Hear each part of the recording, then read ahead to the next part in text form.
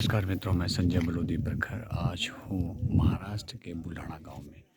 जी हाँ, यहाँ का एक प्रसिद्ध स्थल है लोणार झील। जी हाँ, लोणार झील के बारे में कहा जाता है कि एक लगभग 50,000 वर्ष पूर्व यहाँ पर एक उल्कापिंड गिरा था और इस उल्कापिंड के गिरने से इस झील का निर्माण हुआ था।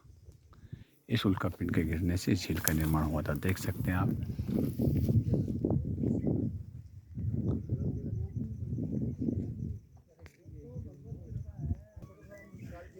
कहते हैं इसमें लगभग 50,000 वर्ष पूर्व इसमें एक उल्कापिंड गिरा था, जिसके कारण जो है इस क्षेत्र का निर्माण हुआ। 150 मीटर के लगभग जो है इसका व्यास है और कहा जाता है कि 2 मिलियन टन का लगभग इसमें जो है उल्कापिंड गिरा था। इसे होल केबिन के नाम से भी जाना जाता है। मित्रों, इसमें कह सकते हैं कि इस पानी में एक ऐसी खासियत है कि इस हाई पीएच होने के बावजूद लगभग इसका 10.5 हाई पीएच है और इसके बावजूद भी ये पानी पीने योग्य है और इसमें लिविंग थिंग्स हैं और कहा जा सकता है कि इसमें अभी भी ब्लू एल्गी जैसे शैवाल पैदा होते हैं। इस झील से कई कहानियाँ भी जुड़ी हुई हैं। कहा जाता है कि प्रभु श्री राम जब वनवास के दौरान थे तो इसी दौरान माता सीता को जब प्यास लगी तो उन्होंने इसी स्थान पर जो है अपना तीर चलाया और फिर एक स्थान ऐसा है कि जहाँ पे मीठे पानी का स्रोत उत्पन्न हुआ और वहाँ पे उनके स्मरण के लिए प्रभु श्री राम का मंदिर बनाया गया है। दूसरी पौराणिक कथा के अनुसार इसे लवणासुर नामक राक्षस से भी जोड़ा गया है।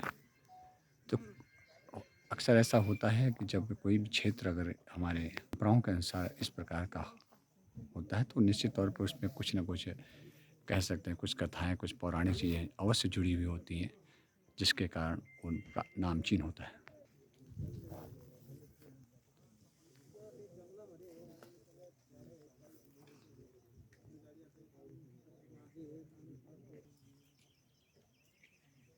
ये पूरी गहराई आप देख सकते हैं। मित्रों, इस समय हम निकले हैं लोणार झील से अपने गंतव्य की ओर।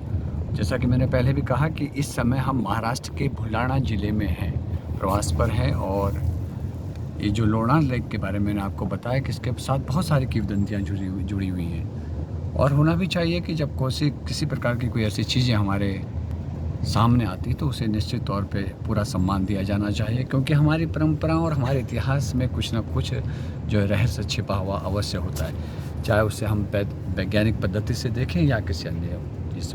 तो मैं तो आप लोगों से यही कहना चाहूँगा कि जब भी आप बुल्ढाणा आएँ, महाराष्ट्र के बुल्ढाणा में आएँ, तो लोणार झील को देखना ना भूलिएगा और इस पर्यटन क्षेत्र का अवश्य लुत्फ़ उठाइएगा।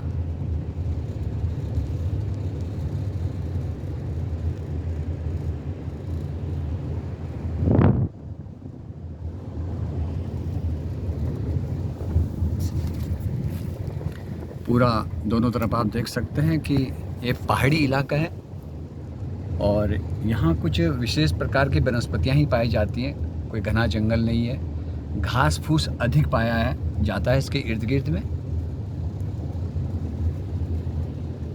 उस साइड से मोती तालाब। मेरे पीछे जो सामने आप ये क्षेत्र देखते हैं, इससे कहा जाता है मोती तालाब।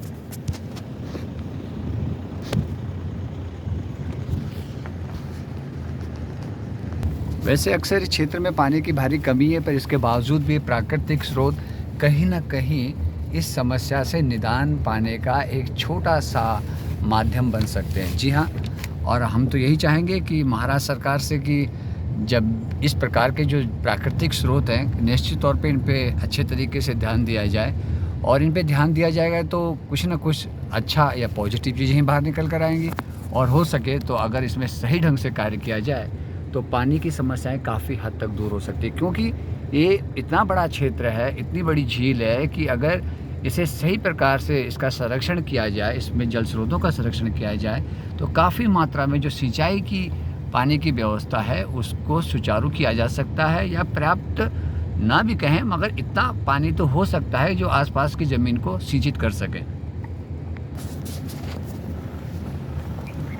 आप देख सकते हैं ये लोनार झील का दूसरा किनारा है जिसकी ओर हम लोग जा रहे हैं और ये हमारा काफ़िला भी इस समय साथ में है।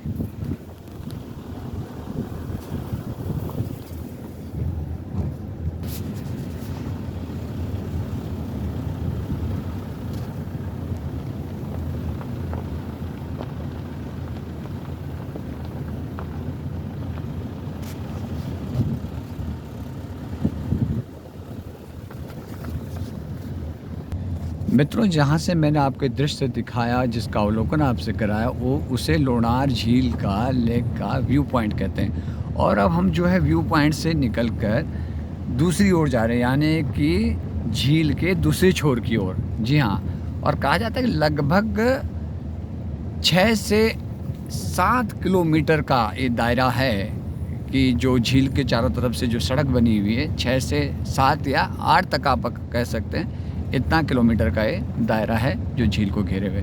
तो इससे आप अंदाज़ा लगा सकते हैं कि वास्तव में ये झील कितनी बड़ी होगी।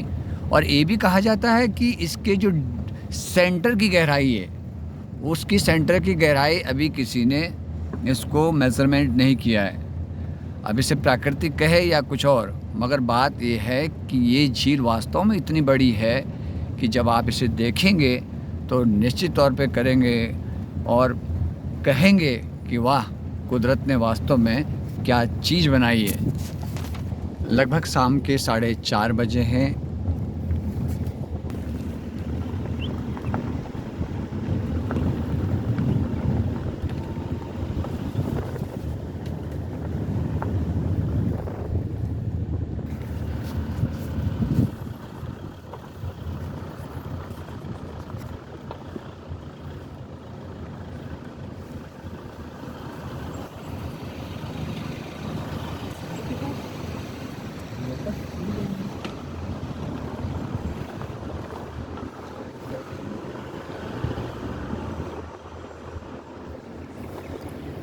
कितना बड़ा है सर। यस, और मित्रों, आप देख सकते हैं कि हमने आपको ये लोनार झील का ये दृश्य यहाँ पर दिखाया है।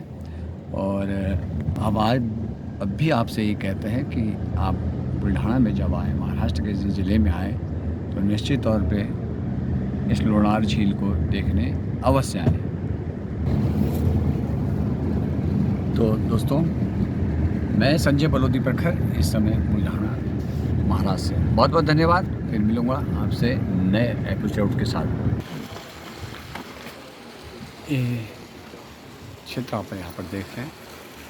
मित्रों, मेरे साथ इस समय नीलेश जोशी जी हैं, जो एक पेशे से पत्रकार हैं, और इस समय हम जो है लोनार झील में आए हुए हैं। जी हाँ, और झील में हमने देखा कि यहाँ पे एक धारा तीर्थ करके जो है एक स्थल है। आप एक पीछे मेरे देख रहे होंगे।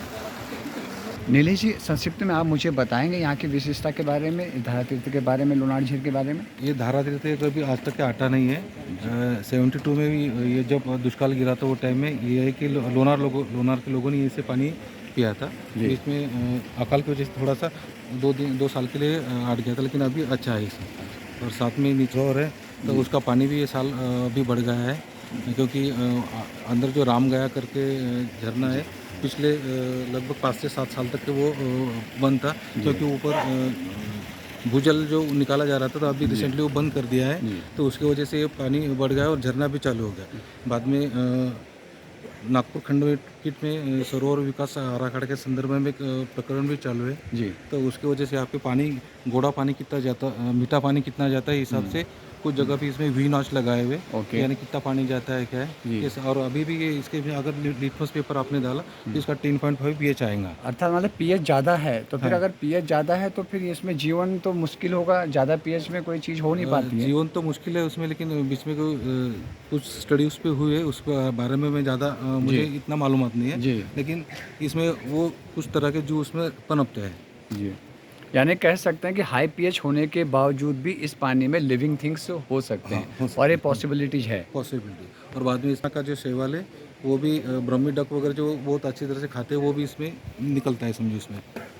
जोशी जी, आपने हमें इस बारे में अवगत कराया, बहुत बहुत धन्यवाद आपका। Thank you sir. हाँ जी, चलो मित्रों, एक बार मैं आपको इस दृश्य को फिर दोबारा दिखाना चाहूँगा। ये है जल तीर्थ, ये लोनार झील के ऊपर की तरफ है। इतना भव्य तरीके से लगता है कि जैसे कोई पुराना किला हो। जी हाँ।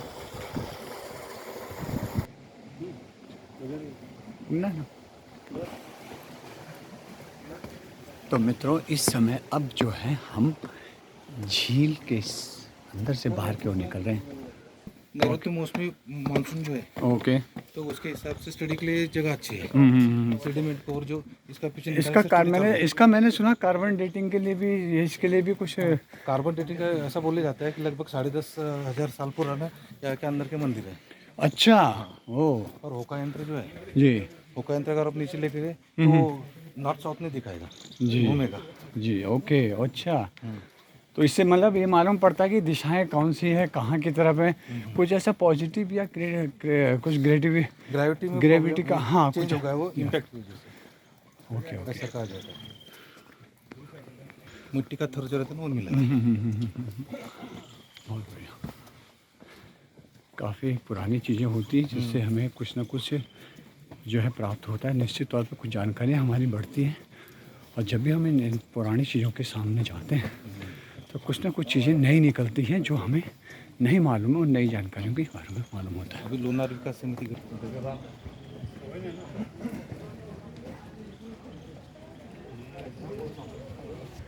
मित्रों एक फरवरी का महीना है, फरवरी 2022। जी हाँ, अभी मैंने आपको बता रहा था। बहुत बहुत धन्यवाद आप सभी लोगों का।